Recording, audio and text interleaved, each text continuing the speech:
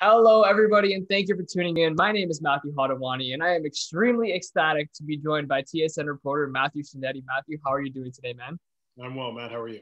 I'm good. I'm good. Thank you so much for asking. So basically what I want to do here is just really kind of learn more about your foray into the industry, kind of how you got to where you got to, and some of the interesting experiences you picked up along the way. So you started off your education at York University, earning a BA in professional, technical, and scientific writing before doing a master's in journalism at Ryerson.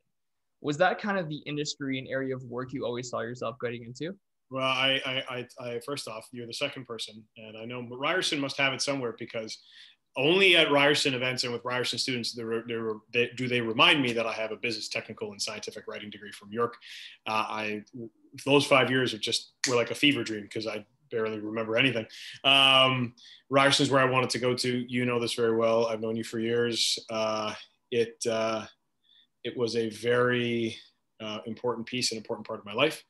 Continues to be. And the reason I wanted to go to Ryerson is because I wanted to be a storyteller. I didn't know what kind of journalist I wanted to be necessarily, and wasn't necessarily aware when I applied and didn't get in for my undergrad. I didn't necessarily know if I went to sports or politics, but the one thing that Ryerson helped me do is kind of focus where I wanted to go through the Masters of Journalism program. And it, now that I'm traveling down the road that I am at TSN, it just feels like it's always felt like the exact right fit. Like this is, I won't say it's a calling. I hesitate because I think being a doctor is a calling, but I think this is something that has certainly fit me and fit my lifestyle. You're a frequent speaker at Ryerson and, giving your expertise to the next generations. What is your favorite part about coming back to your alma mater and, preaching, these different experiences and different skills to the younger kids? I find it helps me as much as I would like to think it helps the students. And the reason being, I gain a perspective and an understanding every year of how students interact with the industry, how they interact with people in the industry, how they interact with each other, and how they interact with the world that's changing around them. And I think that's incredibly important because I don't sit on an island where I have all the ultimate experience. And I would like to think that anyone at Ryerson, whether you're a speaker or a professor or a member of the faculty, it is vitally important that you keep in contact with your students. If you believe yourself to be above that, setting a kind of academic standard without really given the prestige of Ryerson and the School of Journalism, without interacting with the students that you yourself are providing teachable moments to, then I think that's pure ignorance. And I would suggest to anyone who does that Ryerson is not the place for them. But I consider it a very and can continue to enjoy it being a humbling experience coming back, interacting with students because they give to me as much as I hope I give to them. And I can speak to the other side of that. I had the pleasure of meeting you. I think it was in my second year, and hearing you speak, and it really kind of resonated with me and all my classmates. And having somebody who's as hardworking as yourself and as busy as yourself take the time and come and speak with us is something that I cherish, and I'm sure a lot of other people cherish. But you made a name for yourself in the world of freelance writing for different publications like Soccer 360, Soccer Italia, the Kansas City Star, the Global Mail. I could go on and on. But what did those kind of post jobs really teach you before you got to TSN? I pitched a lot of places and never heard anything back. What was vitally important is the constant need to write and read. The writer I was 12 years ago is not the writer I am now. And I think that's a vital skill, especially whether you're on the television side of it, writing, web, producing. I think given that we're in a communications business, that writing is essential. But also those experiences help me in a way sell myself. And I wouldn't understand branding and all of the important aspects of really trying to distinguish yourself if I didn't put myself out there and fail a bunch of times and write terrible pieces. I mean, I wrote for Toronto Life. I wrote them what I thought was good copy. They came back and basically rewrote everything. Still got paid, but they rewrote everything.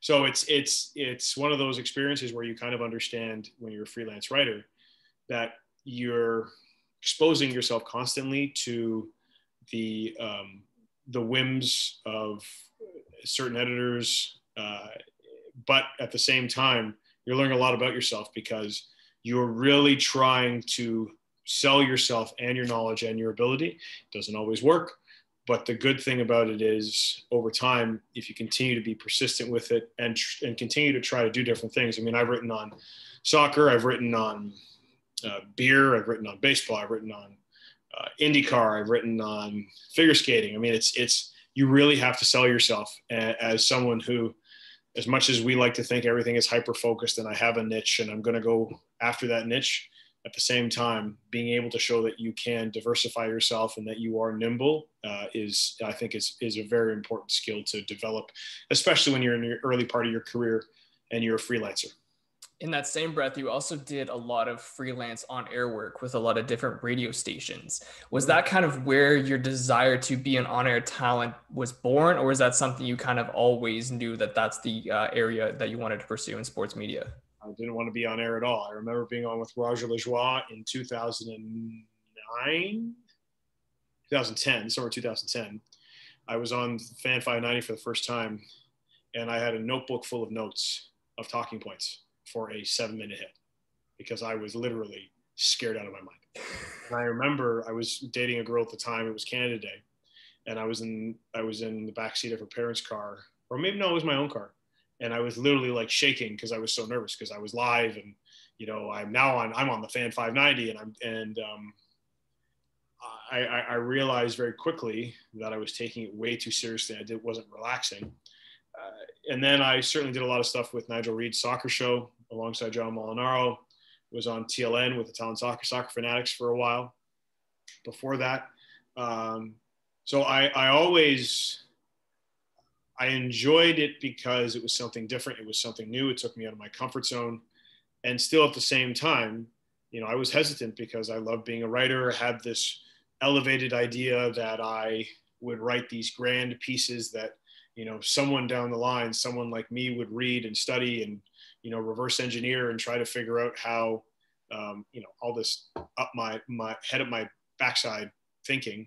But I was young, and at least what I'm happy about is at least I felt like I was taking risks. And I think that's important. I think it's vitally important, whether you want to do on air, whether you want to do writing, and preferably do all of those skill sets, that you want to keep taking risks. You're a seasoned veteran in on air and being on TV constantly, but do you still get those nerves from time to time? Absolutely. Chris Jones, who I wrote a piece on for the Review 10 years ago, said to me, the moment you stop getting nervous is the moment it doesn't matter anymore.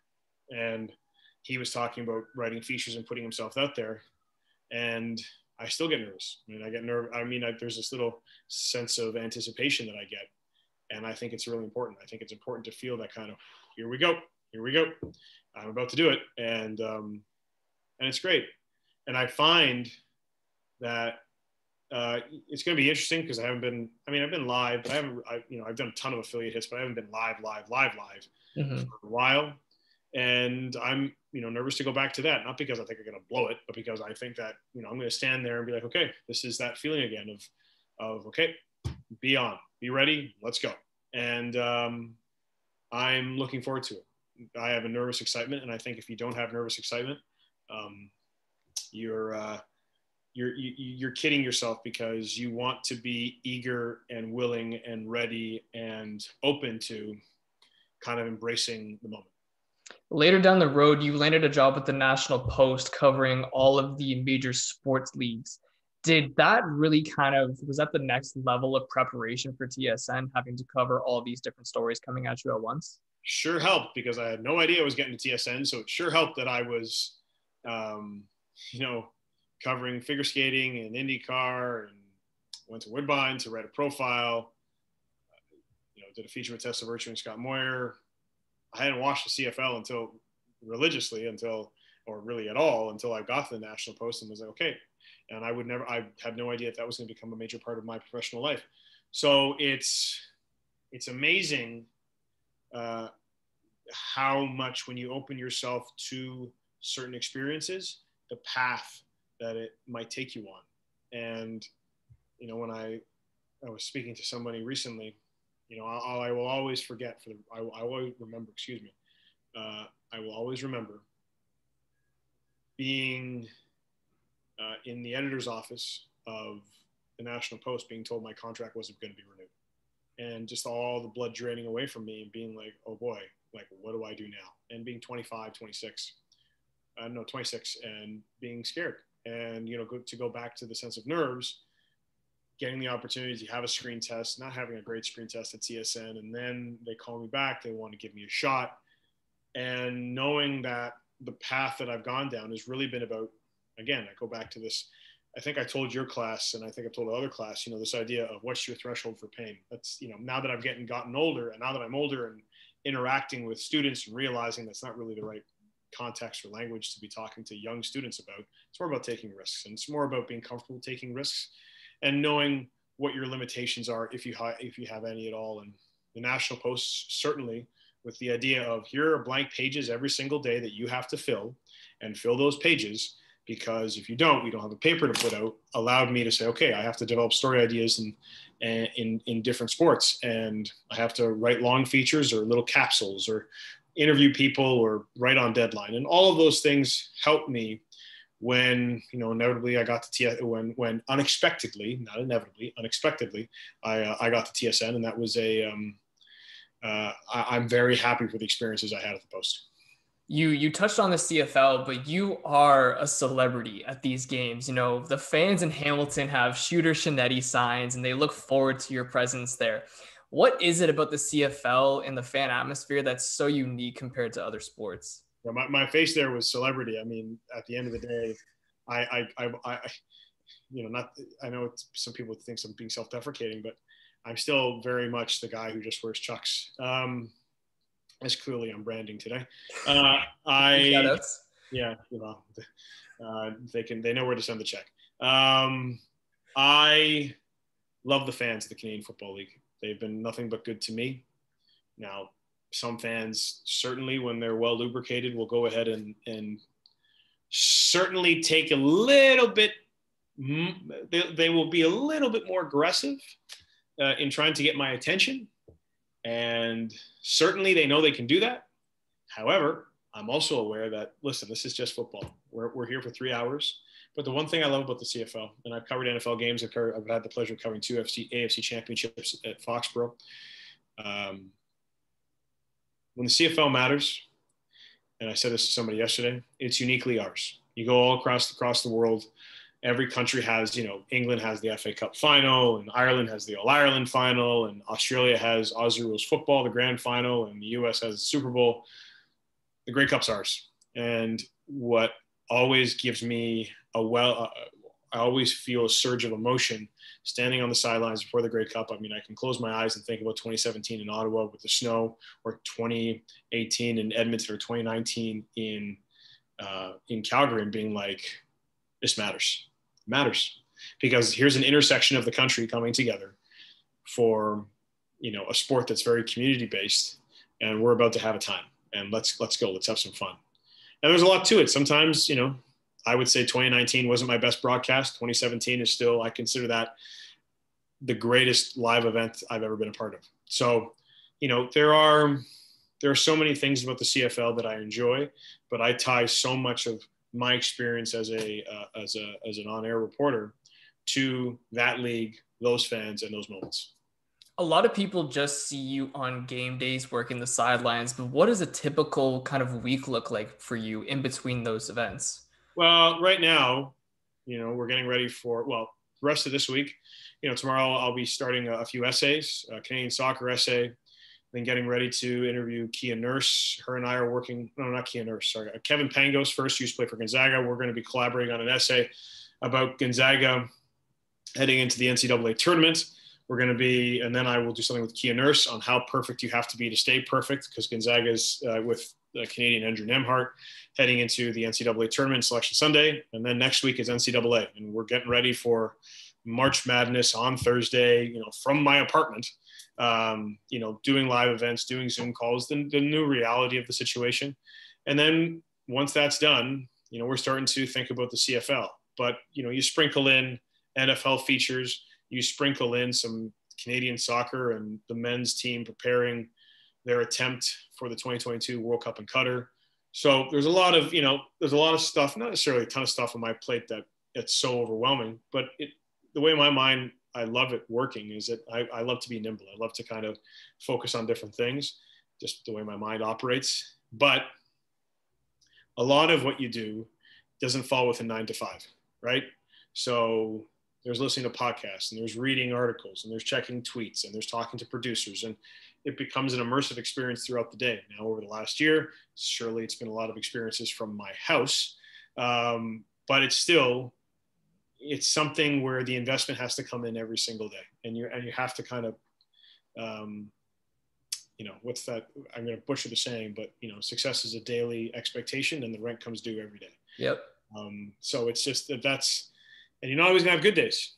I don't always have good days. I don't always meet the expectations I have for myself every day. But the important thing is when you have those goals and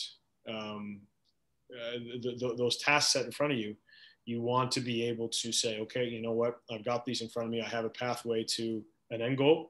And for me, every single week, it's about just trying to take little bites because I have to put my mind in so many places. You're a very prominent voice in collegiate basketball, obviously covering the March Madness tournament. And this may just be an outsider's perspective, but is there any difference in covering a collegiate athlete versus a professional athlete? It's a good question. I think the difference between covering a collegiate athlete and a professional athlete is a collegiate athletes still find their sense of identity and their own brand. You're very much covering kids. I mean, whether it's Letitia Amy here with the South Carolina Gamecocks, or Elliot Edwards with UConn, or Andrew Nemhart, or Matthew Alexander Moncrief with Oklahoma State. I mean, these are all kids. They're all, from the age of anywhere from 18 to 21. So these are, and they live and die on every single game and every single experience and every single play. Whereas, if you're covering James Harden and the Brooklyn Nets, sure, he's going to score 45 one night and might score 37 the next night, and whoop-de-doo. It's a bigger spectacle in the professional game because it's just built that way. But I've covered a few. I've covered March Madness. I was supposed to go to the Final Four last year, but obviously wasn't able to. But I've covered the first 2 weekends of March Madness, which is the round of 64, 32, and then the Elite Eight and the Sweet 16, then the Elite Eight. And it's a wonderful experience because you're getting the purest form, the undistilled purest form of athletic joy. These kids aren't playing for money. These kids, well, at least not now, maybe later on they will be, but at this point it's, a camaraderie, sense of sacrifice, especially this year. And this idea of the goal that's bigger than me, which is getting to the NCAA tournament. And the one disappointment, not being able to go into a room after a big game and speak to Andrew Nemhart. But I was able to obviously do that with RJ Barrett and Zion Williamson a couple years ago when I covered Duke's run to the Elite Eight. And it was awesome. It was awesome and a little heartbreaking too, because they didn't make it to the Final Four, and looking at RJ Barrett and Zion Williamson walking down the hallway, knowing that they're never going to probably never play together again. That emotion, the fact that they're still pretty much teenagers, was raw and very, it was pretty emotional experience. And especially because they had the entire country of Canada rooting for them, and seeing that kind of fall short of expectations was certainly heartbreaking for us, but obviously for them too.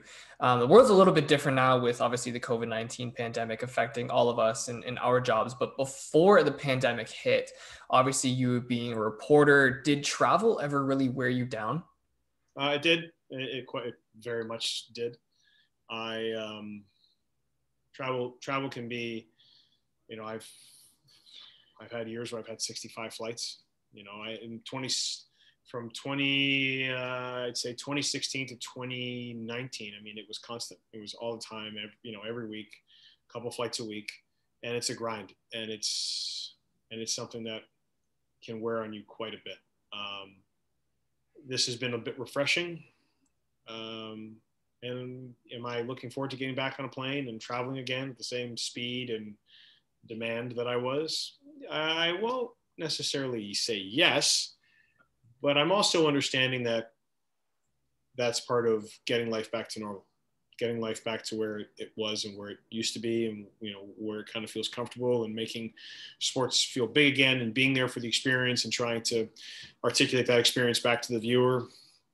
So it wore on me, but I'm also trying to rest up and get ready when it ramps back up within the next 9 to 10 months.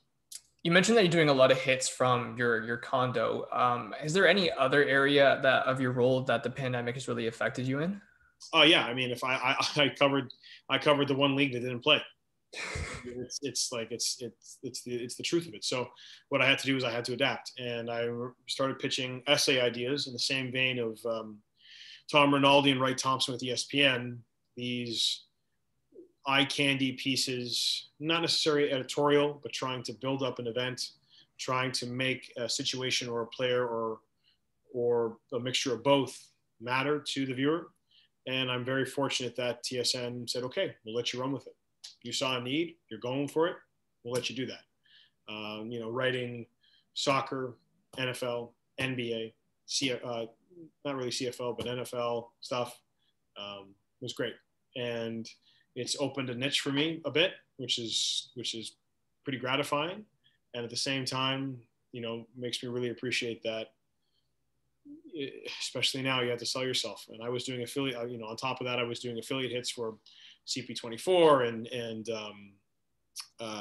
CTV News Channel, TSN, CFTO, and basically just saying, whenever you need it, call me. So again, I go back to this risk taking.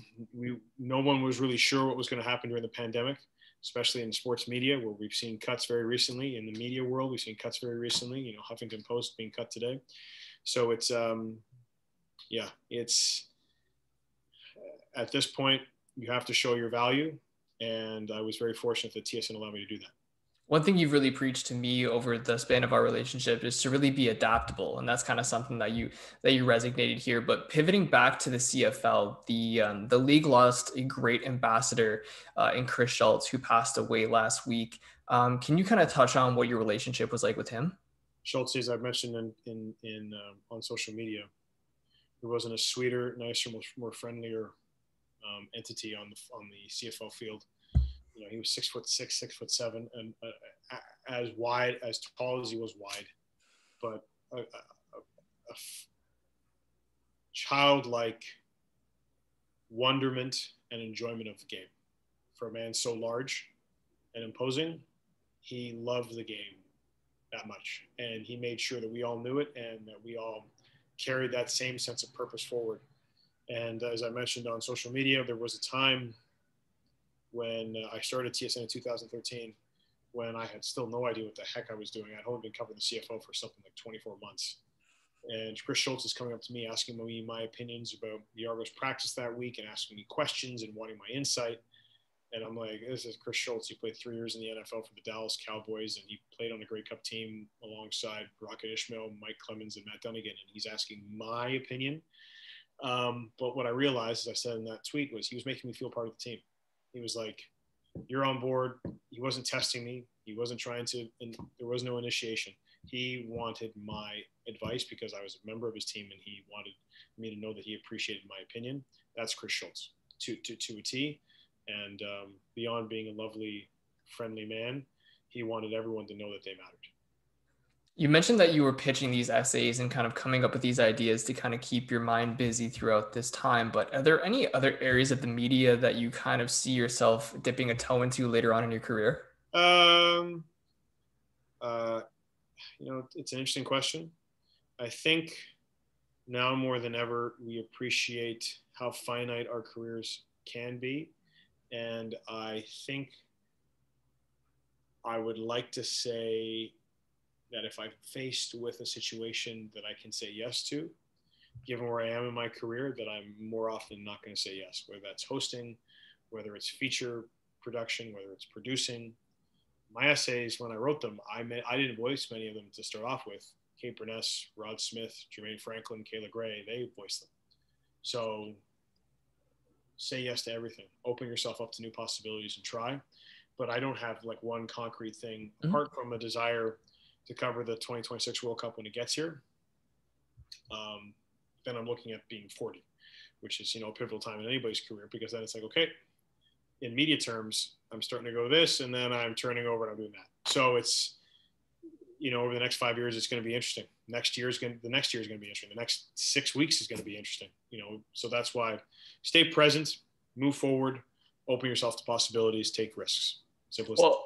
Well, Matt, I want to thank you so much for joining me today. I'm sure myself and a lot of people are going to be looking forward to seeing you working those sidelines again soon. So thank you so much for dedicating your time to me today. I sincerely appreciate it.